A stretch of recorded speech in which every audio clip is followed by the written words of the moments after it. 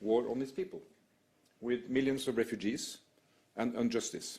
And there cannot be peace until democracy and elections are respected. So that is the message that we are receiving of great importance for Venezuela, but also a message that has universal bearing. And this is all about fighting for fundamental human rights at a time when democracy is under threat. There are so many countries where this is relevant today. Unfortunately, there are fewer democracies, more authoritarian regimes. That is the trend. So I would like simply to salute you, Madam Laureate, for your struggle. It has cost you a lot. It costs you and your family and your people a lot. And I think what we heard from your daughter yesterday and from your family and the people who came here, thinking about those who are today in jail, those who suffered, those who have aspirations for democracy, that is a strong message of these Nobel Laureate Days in Oslo. But Maria, please, you have the floor. Thank you very much, Prime Minister, and thank you all. And I want to speak to the Norwegian people, to European people, to the Venezuelan people. I would say to all citizens of the world in this hour, and assure you that I am very hopeful Venezuela will be free, and we will turn a country into a beacon of hope, an opportunity of democracy, and we will welcome not only the Venezuelans that have been forced to flee, but citizens from all over the world that will find a refuge, as Venezuela used to be decades ago. And as I mentioned, well, Anna Corina read yesterday, I believe that our experience in Venezuela conveys to the world a testimony that certainly in order to have peace, you require democracy. Democracy is the system that enables peace in a society. But you cannot have democracy without freedom. And freedom is an individual decision, a rational decision. And it's the sum of these individual conscious decisions that bring that collective ethos that creates the force, the strength, and the courage to fight for freedom, to defend it when you got it.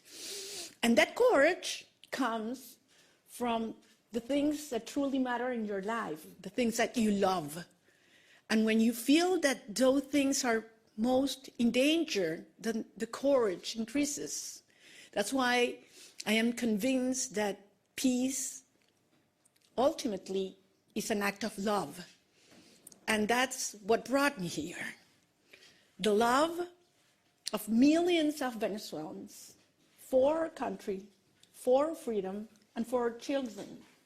And I believe there's no other generation in the history of Venezuela that loves more freedom, our family, and our soul, our territory, the possibility of actually being in your homeland, in moving freely in your homeland, because we have lost that. And as I mentioned to you, the force that brought this country, our nation together, was this longing that we want our children back home. And we will not stop until they do that. And we give them a country in which they can live with dignity, with justice, and the responsibility that comes with freedom. So we have great admiration for Norway's institutions and democracy. We shared benefits that nature has given us, and we admire the way this society has used them on behalf of your people. Quite the contrary of what has happened in Venezuela. So we have to learn, and we have used Norway as an example several times during these decades. And believe me, we will turn Venezuela into that energy, technological, and democracy hub of the Americas. And we count on you. And I long for that day, and we will host all of you in a bright, democratic, and free country. And it's going to be soon. So thank you very much, and very honored and grateful to the Nobel Committee for this recognition to the Venezuelan people, to a great movement. I'm just one of that millions of people that form it. And I do believe it is a recognition to democracy as well. So thank you very much. Thank you.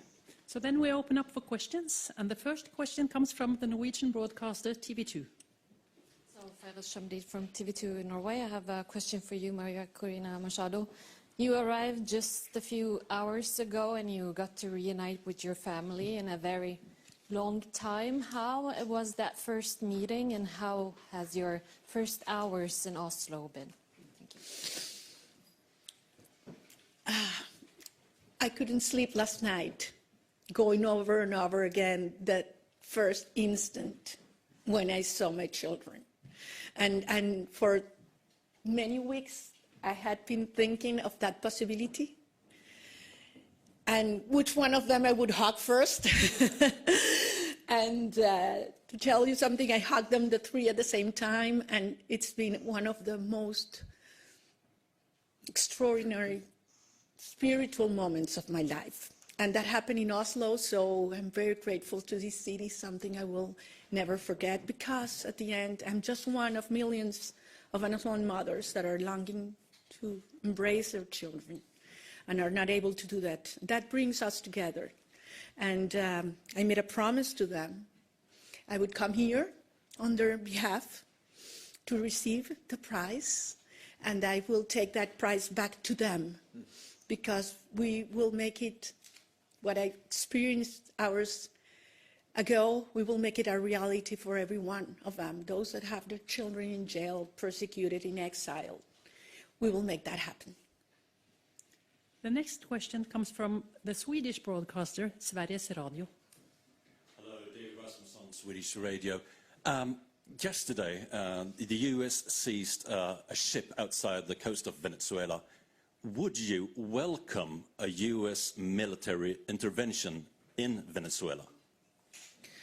Look, some people talk about invasion in Venezuela, the threat of an invasion in Venezuela, and I answered, Venezuela has been already invaded. We have the Russian agents, we have the Iranian agents, we have terrorist groups such as Hezbollah, Hamas, operating freely in accordance with the regime. We have the Colombian guerrilla, the drug cartels that have taken over 60% of our populations, and not only involved in drug trafficking, but in human trafficking, in networks of prostitution.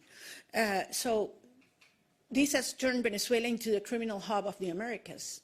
And what sustained the regime is a very powerful and funded, strongly funded repression system.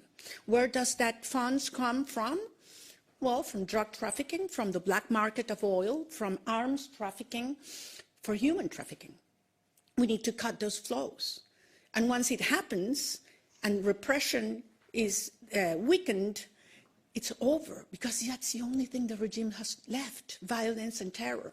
So we ask the international community to cut those sources, because the other regimes that support Maduro and the criminal structure are very active and had turned Venezuela into the safe haven for their operations into the rest of Latin America. Thank you. The next question comes from the Norwegian broadcaster NRK. From Norwegian Broadcasting. You have had meetings with politicians at the Norwegian Parliament and Prime Minister Støre this morning. Have you asked for any kind of support from the Norwegian government for your fight for democracy in Venezuela? We had a great conversation this morning, and I am very excited also with what I experienced at the Parliament. I am a former member of a Parliament, and to see an actual Parliament working, you know, with representatives of parties in all the spectrum, you know, passionately and respectfully defending their views is something I means so much. And yes, the answer is yes. Not only right now, we need to speak out, to tell the truth, so that people understand what our country is suffering, what our political prisoners are going through. Children in Venezuela only go twice a week to public schools because teachers earn $1 a day so they have to get other jobs. So we have our children in the streets, and you know what it means in terms of the future and the risks they run. So yes, we need to speak out. We need to cut these resources that support repression now, but also we will need a lot of ideas and advice regarding, building up institutions such as the energy agency that we want to build in Venezuela for the new hydrocarbon sector that will, arise in our country. Can I just follow up to say that the laureate does not have to ask for that support, because we respect the will of the Venezuelan people, and that is clear. They expressed under very difficult circumstances their views in an election, which gave, according to all sources, international and domestic, overwhelming response. They want another course. They want a democratic regime. And for Norway, respecting the rule of law and the main principles of the UN Charter is key. So we want to see that change happen. I think what we learned from these days, talking to not only Venezuelan guests, but also representatives of Latin America, is that you need a combination of what comes from inside and what comes from outside. And we are from outside, and we are, of course, ready to support Venezuela, democratic Venezuela, in building new and sound institutions. They can count on that. And the last question today comes from CNN. Hi, Corina. I'm Pau Mosquera with CNN. So now you've been in hiding for many, many months. Do you think that the government may have known where were you during this time? I don't think they have known where I have been, and certainly they would have done everything to stop me from coming here. And actually, I want to take advantage of your question to thank all those men and women that risked their lives so that I could be here today. One day I will be able to tell you, because certainly I don't want to put them in risk right now. It was quite an experience, but I think it's worthwhile being here with you, telling the world what's happening in Venezuela, what it means to you as Norwegians and as Europeans, or from all the places where you come from, why Venezuela matters for the world. I mean, when you fight for freedom, you're fighting for humanity. And when we win, because we will, this will be an extraordinary example for those countries that today do not have freedom, and that people are telling them what we used to hear, that it was impossible to achieve it. And we decided to fight until the end, and Venezuela will be free. And of course, it's worthwhile. And when I go back, the regime will, well, there are two possibilities, certainly where the regime will be, but if it's still in power, certainly I will be with my people, and they will not know where I am. We have ways to do that and take care of us. Sorry. Well, so this is the end of this press conference. So I think we're going to have another conference right now, and I'm going to speak in Spanish if I want to respect the decisions of the Prime Minister. Great. Thank you so much for coming. Thank you very much.